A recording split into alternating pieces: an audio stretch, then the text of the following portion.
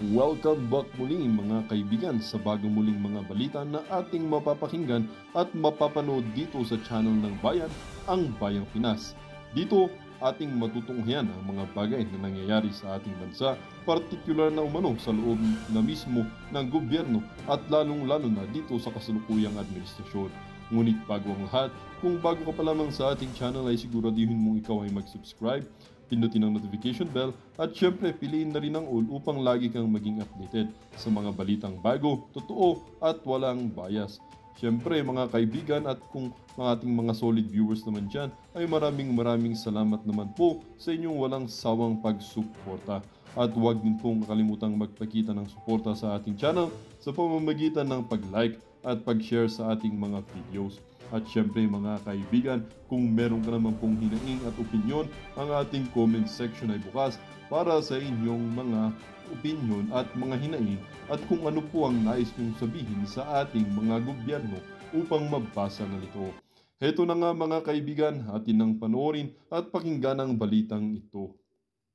Welcome back muli mga kaibigan sa bagong muling mga balita na ating mapapakinggan at mapapanood dito sa channel ng Bayan, ang Bayang Pinas. Dito, ating matutunghayan ang mga bagay na nangyayari sa ating bansa. Pasok, sir. O yun, o. Na nalathala sa pamamagitan po ni Ginoong Bubi Tiglao na sa isang malapad na pahayagan sa araw na ito. Ang kanyang panimula, alam mo kung bakit nakatawag ng pansin sa akin ito, na nakita ko? Ano ba kanyang panimula? Sabi niya, maling-mali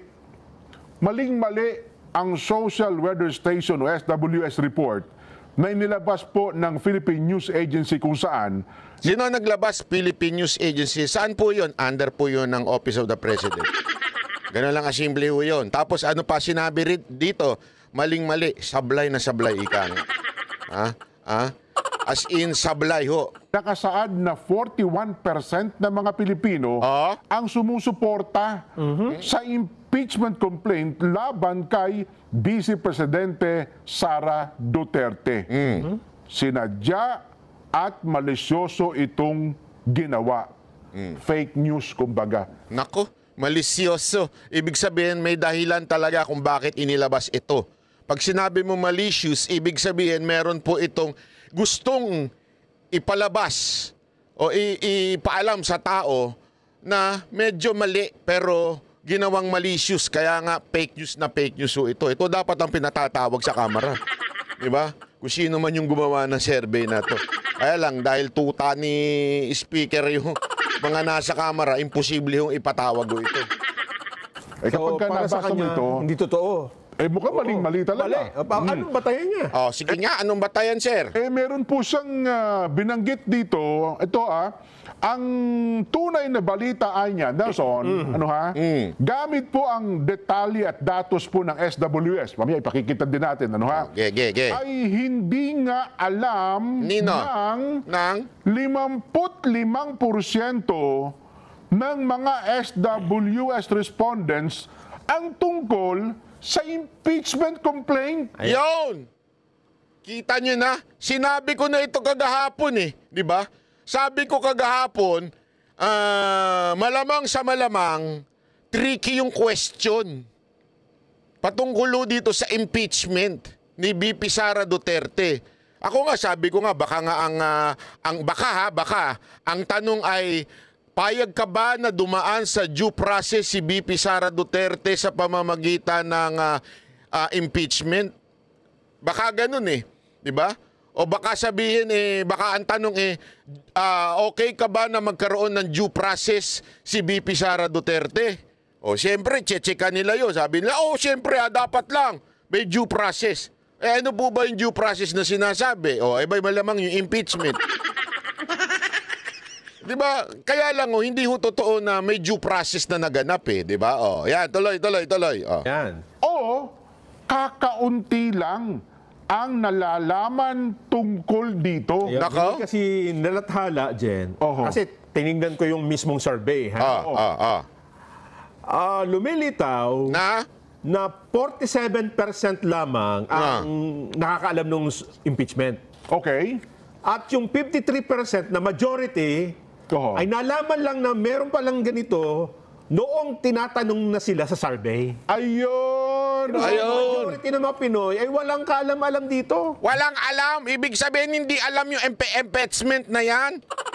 Tapos nung nagkaroon ng survey, biglang pinaliwanag ko, no? Kung ano yung impeachment. Ndako po. Talagang nananarantado na ho itong nambubudol na naman ika nga itong gobyerno natin. Batay din sa mga tinanong nila. Batay dito sa SWS survey na pinagbabatayan nung nagsasabing, hindi, minority lang yung ano. Pero ini-height, Nelson, ang anggulo Na? 41% ng mga Pilipino Ang Ayun. ay sang-ayon o pabor. Ayan, Nakaw. sasabihin pa niya, meron pa Yan. may sarili siyang computation dyan. Eh, ha? Habang meron daw pong 19% na sumasang-ayon sa impeachment complaint, nasa 27% naman, 27% ang kumukontra dito o walang posisyon sa usapin o kaya'y wala masyadong alam. Wala masyadong alam tungkol dito para po sila'y magkaroon ng kanilang sariling opinyon. Nako, 19% lang pala ang for impeachment. Nako po, patay tayo dyan. Nabuking kayo ni Bobby Tiglao. Alam mo, eto sa sobrang tindi nitong revelasyon ni Bobby Tiglao, hanapin nyo ngayon sa Twitter si Bobby Tiglao. Naku, mukhang naban ho ata siya. Hinahanap ko rin sa Facebook eh. Hindi ko alam kung naban din ho siya sa Facebook pero parang hindi ko ata makita. Ako sigurado dun sa X, naban po siya sa Twitter po eh. Nung sila'y tinatanong, alam niyo ho ba, Na? dati sa kanyang pahayag, kay Ginoong Tiglao, Na ano? pinlano daw po ang naturang survey bilang panghuling hirit na propaganda. Hindi unang hirit yan, ha? Huling hirit. Huling hirit na taon. Anong, bakit? Bakit huling hirit? Ibig sabihin may nauna, may pangalawa, may pangatlo. Huling hirit ng taon. Yan yung kanilang propaganda. Grabe ho. Oh, grabe. Ginawa, teka, kasi ang survey ginawa December 12 to 18 eh. Tama. 12 to 18. Pero inilabas. Meron pala itong meron silang plano. May motibo. Abay! Ano daw sabi? Sabi niya, pinlano daw po ang naturang survey bilang panghuling hirit na propaganda. Nakaw! At pinagawa umano sa halagang 5 million pesos May halaga pa. ng kaduda-dudang anti-China outfit na ADR Strat Base para sa pakinabang ng Marcos Romualdez Duo para kumbinsihin ang mga kongresista na aprubahan ito. Nako.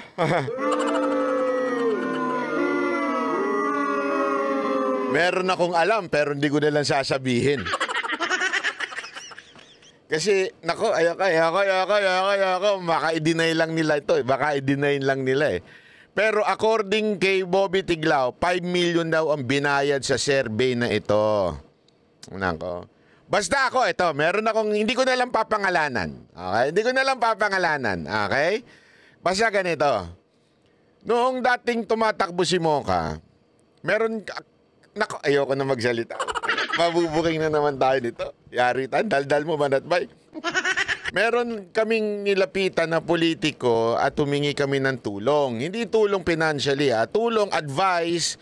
Kasi itong politiko nito, itong family na ito ay matindi ho ito sa meron ho itong kaalaman pagdating sa mga ganyan. Okay? So hiningan namin ng advice. Hindi ito mga Duterte, hindi ho ito mga Duterte. At alam mo, nung pinapunta kami doon, naku, ayoko na sabihin. Sa bahay nila, may pinamit sila sa amin na foreigner. Foreigner na lang. Tapos, ito daw tutulong pagdating sa mga survey. Hindi dadayain yung survey Gagawa ng survey para malaman kung ano yung dapat ikampanya o magiging parang alam mo yun, yung basta kung paano magkakampanya si Mocha, anong pangangailangan ng tao, basta isang survey company. Hindi ko na lang sasabihin kung ano Naalala ko lang kasi biglang meron silang binanggit eh. Tapos ang tindi ng bayaran, mga 1 million to 2, hindi actually 2 million eh. Wala kaming pera. To sabi namin, hindi, no thanks na lang. No thanks na lang. Naalala ko lang bigla. Ang nagpakilala sa amin, nako, parang ganir eh. Parang ganyan na yung survey na binabayaran para mag-survey, o di ba? Parang ganir eh. Hindi ko lang sasabihin kung anong grupo ito, ha. Mabubuking nyo eh. Oh, parang ganito yung sinasabi nga ni nitong dalawang host na ito. Lalong madaling panahon. So, naghahabol sila Oho. na gusto nila bago matapos ang Disyembre, bago matapos ang taon, Nako. express. Ang tinambagitan ito yung impeachment. Oh, Oh, Oh, yes. ay, grabe talaga, oh. Ang plano daw po ay paarangkadahin ito bago ang holiday break. Yeah. Yan, tulad ng nangyari noong 2001 nang bumoto ang Kamara para sa impeachment ni nooy Pangulong Joseph Estrada. Sa loob lamang ng ilang oras ay naipasa agad ito sa Senado para naipasa agad ito sa Senado para po sa paglilitis. Yun pala ang plano, yun ang mission nila. Kaya pala ginawa ng December 12 yung survey hanggang I think 1 week to 2 weeks para paspasin talaga. Ay, nako. Yan daw ang plano bago daw magkaroon ng Christmas vacation. Nako. Kaya nga alam mo, malaking bagay ang ginawa ng INC dito. Malaking bagay po ang ginawa nila. Dahil nung nagpahayag sila na tutol sila sa impeachment at gagawa sila ng rally, umikot ang tumbong nitong mga nagpaplano na ito. Mantakin mo si Speaker, nagsalita siya sa pagbabalik ng Kamara, hindi man lang binanggit yung impeachment. Ganon. O kung hindi nyo pa napanood yung video ko na yan, panoorin nyo. Pinost ko po yung video na yan kung paano po bumalaktot si Speaker sa INC. O, tuloy.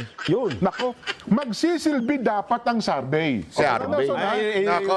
Motive. Oh. Yes, Magiging- magsisilbi dapat ang survey bilang basihan para madaliin Nako. pagpapa-impeach kay BP Sara Nako. bago matapos ang taon. Ayaw! Bakit kailangan na bago matapos ang taon, Jen, ay naipasak na nila yan? Oho. Bakit ba kailangan? Sige nga. Ano bang, sabi niya, anong explanation? Pagkatapos nga niyang mailabas ang ulat, agad na nagsalita ang mga kongresistang kabilang po sa Quadcom. Ayan, no? yan. Oh. Na naghain ng reklamo na sina J. Kung Hun ng Zambales Si Hung yan. at Paulo Ortega ng La Union Si Ortega na naman. Lagi na lang yan na sinasalamin ng survey ang galit ng publiko. Nako, sila pala ang parang nagsasabi o nag-speaker parang bagang nagiging tagasigaw na gusto ng publiko yan eh. Gusto nila yon na ma-impeach si BP Sara Duterte, sila pala ang naging boses. Ang tanong, meron kaya silang kinalaman sa survey na to? Gago! Hindi, tanungin natin sila. Si Ginoong Kongresistang Ortega at saka si Honghong. Di ba si Honghong yung ewan ko pangalan ng Honghong, basta. Ito yung jowa ni di ba? Tama ba? Ayoko magsalita. Baka magkamali ako kasi marami silang mga may jowa-jowa dyan. Di ko alam, baka magkamali ako. Tungkol sa sinasabing maling paggamit ng confidential funds at iba pang mga issue. Nako! Yan. Okay. Hindi anya. Ay, wait. Chotomate. Na-meet ko. Sorry naman. Talay. Kalingan sa SWS report na ito gamit ang sarili nitong datos. Nako. Ito na. Ito na. Kinalize po ni Ginoong, ang sinishare po namin sa inyo, inuulit ko po hindi po, Intro pa lang yun, mga kababayan. Malupit na kagad. Ito talagang datos ang ipapakita nitong dalawang host ng Net25 sa pamamagitan ng isinulat ni Bobby Tiglao. Naku po, patay tayo dyan. sa amin ito nanggaling, kundi sa artikulo na Ni nilathala Bubi. ngayon ni Ginoong Bubi Tiglao. Tiglao. Naku po, patay tayo dyan. Maging sa online yata, meron din dito. No? Kaya kung sasagutin niyo siya, Si Bobby Tiglaw ang sagutin ninyo. Yan. Kasi hindi kami. Opo. Tama, korak. Ng SWS. Ayan, yan. Yan. 2,160 na Pilipino. Respondents. Yes, ang kanilang respondents. Yan. Sandali. Tungkol sa kanilang mga pananaw sa impeachment. Okay. Yan. Malaking porsyento nito na nasa 53%. Ayan ang sinasabi ko. Pero dapat na majority pala, no? Majority. Ano Oo. yung majority, Jen? O katumbas niyan, 1,145. Na respondents. Opo, ang nagsabi, wala silang alam. Hala. Wala silang alam Nako. tungkol sa mga hakbang para alisin Nako. si Sara Duterte bilang presidente ng bansa. Kung wala kang alam, Jen, paano mo susuporta? Diba? Ay, grabe, Ibig sabihin na 1,000 plus daw ang walang alam. Paano mo sasabing sang-ayon ng majority sa amin? Yan. Majority hindi nga alam yan. Ayan, yun, pinakikita po natin ang resulta. Yan yung computation ni Bobby Tiglaw. Yan, opo. Ayan. Ayan. Computation yan ito ni Ginong Ni Bobby Bobby, Tiglaw. gamit yung data. Yan. Kasi nirecompute niya eh. Yan. Yan daw po ang pangunahing resulta ng survey sa kabila ng malaking propaganda na ginawa ng grupo sa loob daw po ng ilang buwan noong nakaraang taon at sa kabila ng paglabas ng pagdinig sa telebisyon. Hindi po alam ng karamihan ng mga Pilipino kung tungkol saan ito. Mantakin mo yan? Mantakin mo, hindi pala nila alam yung sinasagutan nila, pambira. Mali daw po ang pinilabas na resulta ng SWS tungkol sa survey sa SWS survey tungkol sa pananaw ng mga Pilipino sa impeachment. Aba? Ang malaking pagkakamali daw po ng SWS Ay? na mukhang sinadya pa Nako. ay ang pagbabaliwala sa 53% mga kababayan. Nelson, 53% ng mga respondents ang paggamit bilang basihan ng computation ng 47% lamang na nagsabing alam nila ang tungkol sa reklamo laban kay BP Sara. Nako. So ibig sabihin sa kabuuan pala, no 100%, Nelson, 47% na nagsabing alam po namin yan. Alam, oo. Ang tungkol sa impeachment. Pero 53% na nagsabing wala kaming alam dyan. Nako. Nako, hinati po nito ang sample ng mahigit kalahati. Sandali ipapaliwanag ko sa inyo kung bakit mababa lang ang may gusto na i-impeach si BP Sara Duterte. Tandaan ninyo ilan yung napaka-importante nito mga kababayan kasi tinatarantado tayo 53% ng mga respondents ang paggamit bilang basihan ng computation ng 47% lamang na nagsabing alam nila ang tungkol sa reklamo. 53% hindi alam. Okay. 47% lang ang alam yung tungkol sa impeachment. Tuloy. Laban kay BP Sara. So ibig sabihin sa kabuuan pala, no 100%, Nelson, 47% na nagsabing alam po namin yan. Okay. Ang tungkol sa impeachment. Pero 53% na nagsabing wala kami alam dyan. Nako. Hinati po nito ang sample ng mahigit kalahati sa antas na kung saan nawalan daw po ng saysay ang survey ng 1,015 na tao. Yung 1,015, yun ang sabi, hindi natin alam yan eh. Hindi namin alam yan. Na dahil sa lumabas na margin of error. 1,145 pala. 1,145 doon sa 2,000 na sinasabing hindi nila alam yung impeachment. May alam. 1,015 lang ang may alam. Yun, opo. Mula daw po sa 1,015 sa tugon, iniulat ng SWS na, ito po 41% ang sumuporta sa impeachment. Nakita ninyo?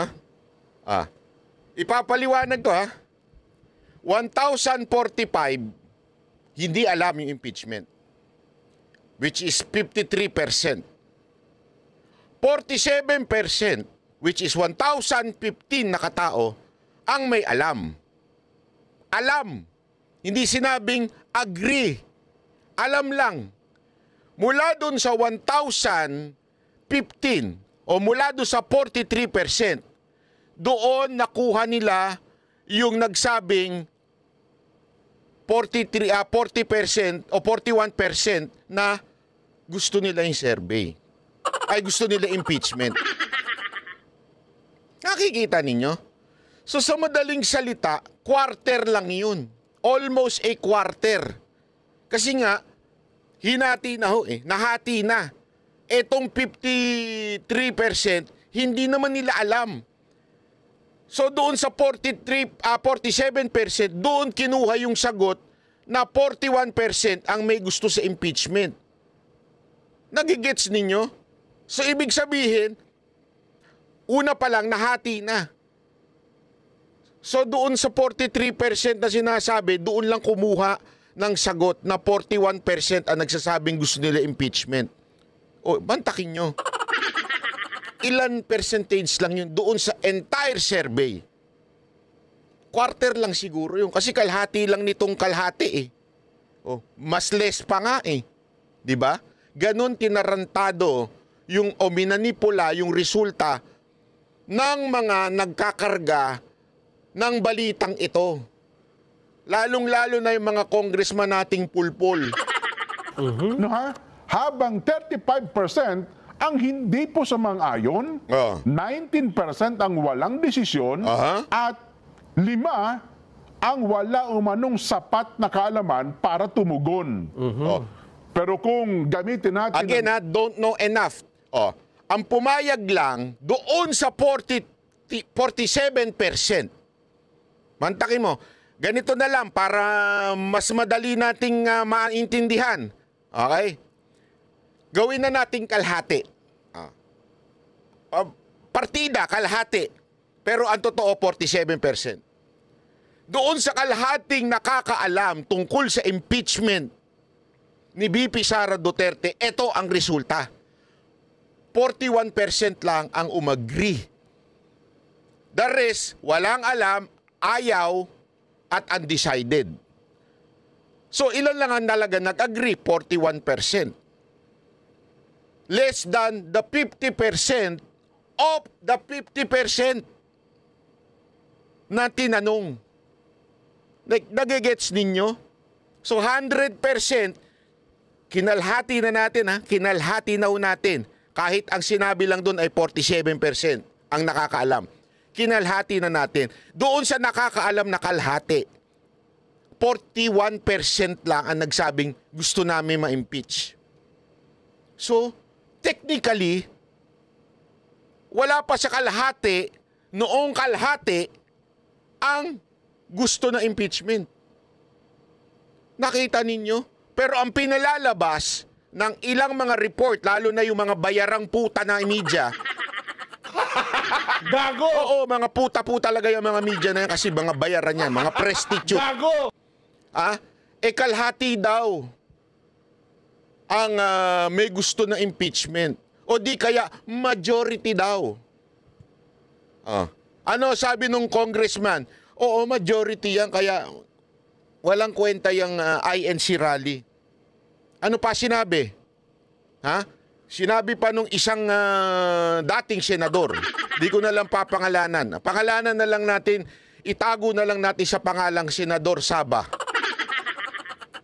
Senador Saba, sabi niya, that's not it's a majority. Ganun-ganun yung bibig, halatang nakasubo na Saba. Hindi ko na lang sasabihin kung sino. Basta sabi niya, it's not the majority, it's still the voice of the people, it's minority. Pero ang totoo, kalahati lang nung nakakaalam ang nagsabi na gusto nila. So, imaginein mo, halimbawa na lang, padadaliin na lang natin, ira-round off na lang natin. Di ba? Ira-round off na lang natin. Para madali. Sa 2,000 na tinanong, okay? Kalahati niyan, nagsasabing wala kaming alam dyan. So, ibig sabihin nun, 1,000 na lang ang may alam. Dun sa 1,000 na may alam, ang nagsabi lang na pabor sila is 41%. Ilan ng 41% ng 1,000? 410. Parang ganon. Correct me if I'm wrong. Oh. So, yung 410 lang ang nagsabi at umagri na gusto nila i-impeach si VP Sara Duterte. So, yung 410%, tama ba? Oh, kasi 50%, 500. Tama. So, 410%. Sa total of 2,000 people, 410 na nagsabing gusto nila. So, anong ibig sabihin nito, mga kababayan? 75% walang pakialam. Walang pakialam o ayaw nila.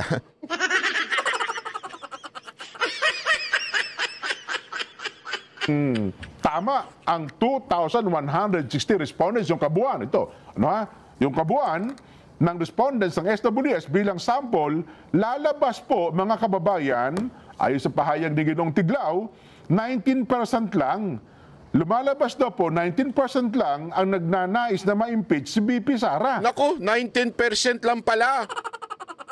19% lang pala ang gusto ma-impeach si VP Sara sa pangkalahatan. O tama nga naman. Pangkalahatang 2,000, mula doon sa 2,000, ang galing ng computation mo, Sir Bobby Tiglao, palakpakan. Nakuha ninyo doon sa lahat ng sinervey, doon sa may alam at hindi alam, 19% lang ang nagsasabing gusto nila ma-impeach si VP Sara Duterte. Grabe, no? Hindi yan ang pinalabas ng media at saka ng mga tangang congressman at saka yung mga tangang dating senador. Kumigit kumulang 16% naman ang tutol dito. At 64% ang walang alam dito o wala pang tiyak na desisyon. Nako! Yan. Ang linaw nun, ha? Ang linaw nun, mga kababayan. Malaki po daw ang kaibahan nito sa sinasabing 4 sa 10 Pilipino ang nais makitang impeached si VP Sara. Yan kasi ang interpretasyon ng mga tanga.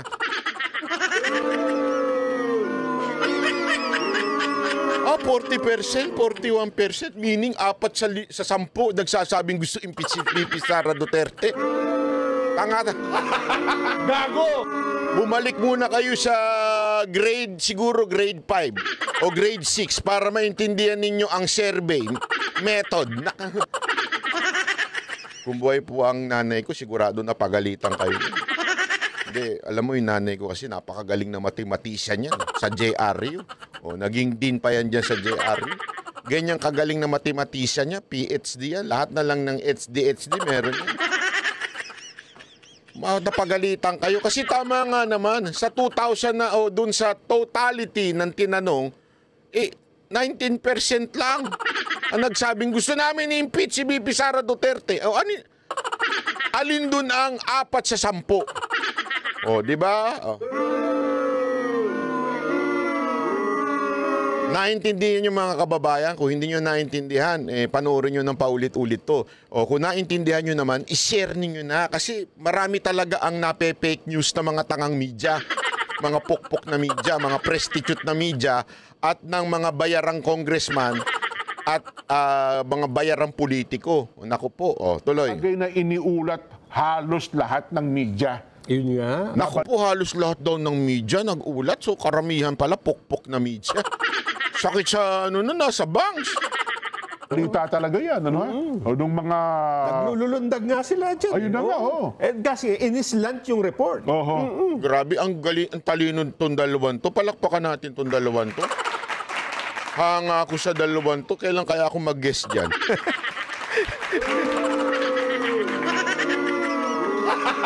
Gago! Nakakaya, hindi ko kayang tumabi sa mga batikang host. At sila mismo ginagamit nilang batayan itong resulta na ito ng SWS. Ano ha? Malaki daw po ang kaibahan noon. Samantalang ang mga anti-Duterte na politiko at mga commentator ang sinamantala daw po. Sinamantala ng mga anti-Duterte na politiko at mga commentator ang peking SWS report. Peke! Ayoko sa peke. May kantang ganyan Ayoko sa peke. Peke, peke, peke. Di ba? Totoo. Sinakyan, actually, sa totoo lang kapatid, hindi lamang po nila sinakyan yan. Inano pa ho nila, fake news na nga, ipinake news pa nila. Kasi 41% lang yung binabalita ng medyang bayaran. Sila, sinasabi nila, majority. Lintik yan, fake news na nga yung binalita ng media, magpe-fake news pa ito mga politik.